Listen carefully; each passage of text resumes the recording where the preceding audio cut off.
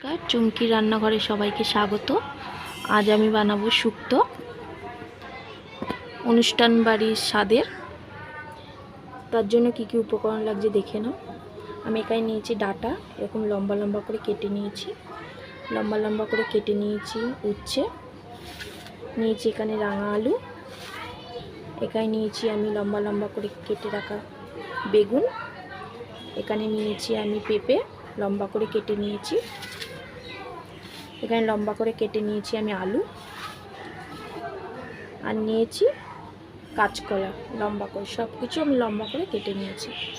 কী উপকরণ লাগছে দেখে নাও। আমি এখানে নিয়েছি বড়ি, পাঁচফোড়ন আর রাঁধুনি, এখানে নিয়েছি লবণ, চিনি, একটু নিয়েছি আমি কালো আর সাদা সর্ষে বাটা, এখানে চাল মগজ আর রাঁধুনি একটু বেটে নিয়েছি, আর লাগছে আমার ঘি। কড়াইতে আমি তেল দিয়ে দিয়েছি, তেলটা আমার ভালোভাবে গরম হয়ে গেছে। আমি সাদা তেল দিয়েছি, আপনারা পারলে সর্ষের তেল দিয়েও ভাজতে পারেন। আমি এবারে একে একে সব সবজিগুলো ভেজে নেব।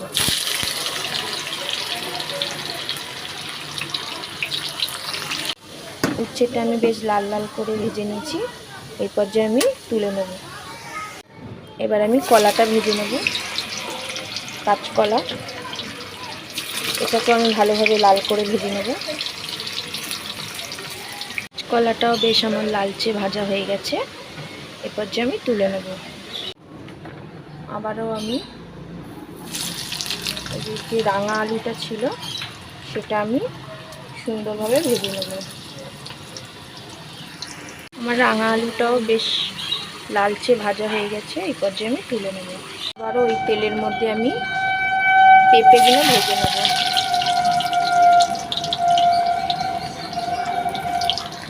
আমার পেঁপেটাও বেশ লাল সুন্দরভাবে ভাজা হয়ে গেছে, এই পর্যায়ে আমি তুলে নেব। আবারও ওই তেলের মধ্যে আমি এবারে আলুটা ভেজে নেব। আলুটাও আমার সুন্দর ভাজা হয়ে গেছে, এই পর্যায়ে আমি তুলে নেব। আর ওই তেলের মধ্যে আমি বেগুনটা লালচে করে ভেজে নেব।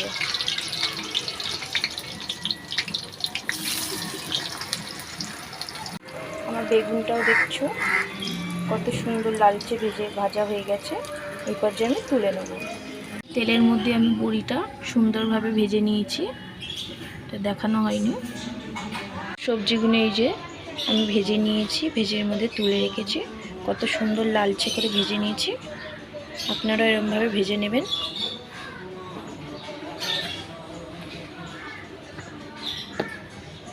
আমি ওই তেলের মধ্যেই একটু রাঁধুনি আর পাঁচফোড়ন দিয়ে, আর যে চাল মগজ আর রাঁধুনিটা যে বেটে রেখেছিলাম সে মশলাটা আমি দিয়ে দিয়েছি, দিয়ে ভালোভাবে নাড়াচাড়া করে নেব মশলাটা।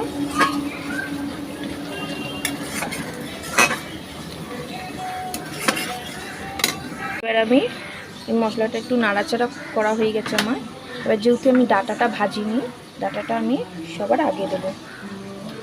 ডাঁটাটার সাথে আমি মশলাগুলো ভালোভাবে কষিয়ে নেব।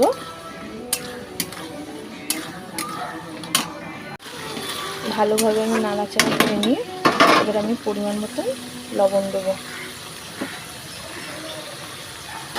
লবণটা দিয়ে আবারও ভালোভাবে নাড়াচাড়া করে নেব আমি।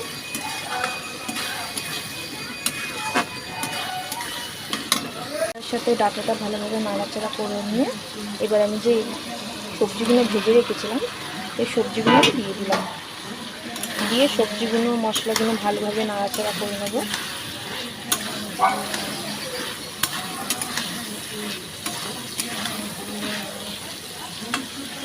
সবজি দিয়ে দিয়েছি এর মধ্যে, শুধু বেগুনটা দিইনি, বেগুনটা সবার লাস্টে দেবো, বেগুনটা দিলে গলে যাবে এখন। দিয়ে ভালোভাবে আমি মশলার সাথে কষিয়ে নেব এগুলো।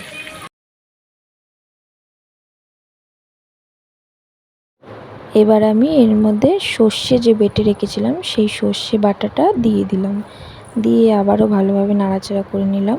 আমি ভালোভাবে মশলার সাথে কষিয়ে নিয়েছি, এই পর্যায়ে আমি দিয়ে দেবো দুধ, বেশ খানিকটা দুধ দিয়ে দেবো।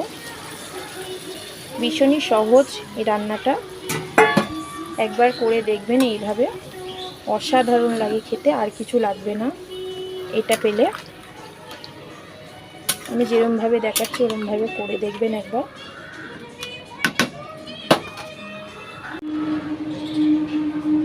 আমি এই পর্যায়ে একটু এটাকে ফুটতে দেব, তারপরে আমি ঢাকা দিয়ে রেখে দেবো 5 মিনিটের জন্য। শুক্তোটা আমার সমস্ত কিছু তো ভাজাই ছিল, সব কিছু আমি একটু সেদ্ধ করে নিলাম। এই পর্যায়ে আমি এই বেগুনটা এখানে দিয়ে দেবো। বেগুনটা দিয়ে আবারও নাড়াচাড়া করে নেব, আর একটু ফুটতে দেবো বেগুনটা দিয়ে। বেগুন সব সেদ্ধ হয়ে গেছে, এবার আমি বড়িগুলো দিয়ে দেবো, দিয়ে ভালোভাবে বড়িগুলো সেদ্ধ করে নেব। শুক্তোটা আমার একদম রেডি।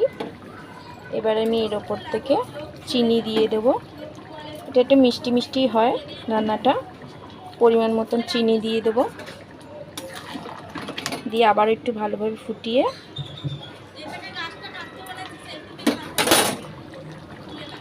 এবার আমি এর মধ্যে ঘি দিয়ে দেবো। এবার আমি নামিয়ে সার্ভ করে দেখাচ্ছি। আমি নামিয়ে নিয়েছি, নামিয়ে সার্ভ করে দেখাচ্ছি।